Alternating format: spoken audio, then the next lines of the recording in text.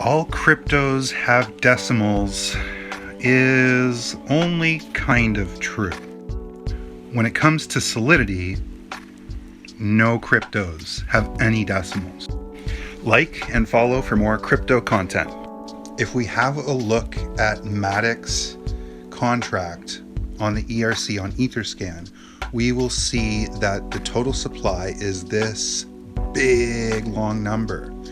And we have a value in the contract called decimals, which says 18 here.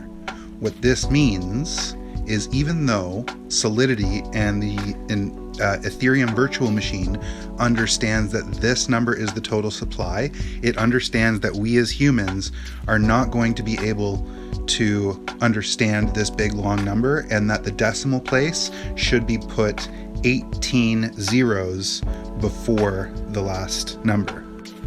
So the number that started off as this winds up becoming this, and all we did was we just inserted a decimal place so that humans could understand it.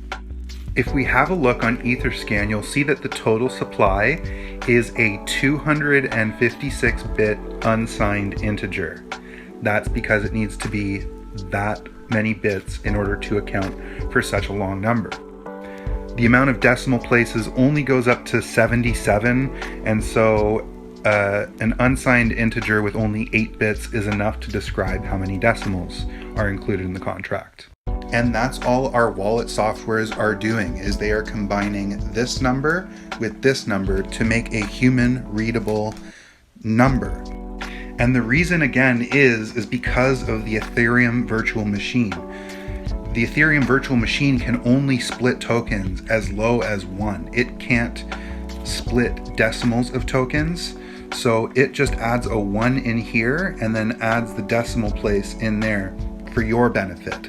But for the Ethereum virtual machine's benefit, it can't actually read decimals. It can only read a minimum of 1 because it's an integer. In fact, it's even impossible to do mathematics in Solidity using decimal points.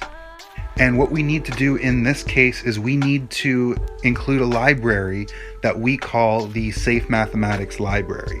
And this allows for doing calculations using floating point values.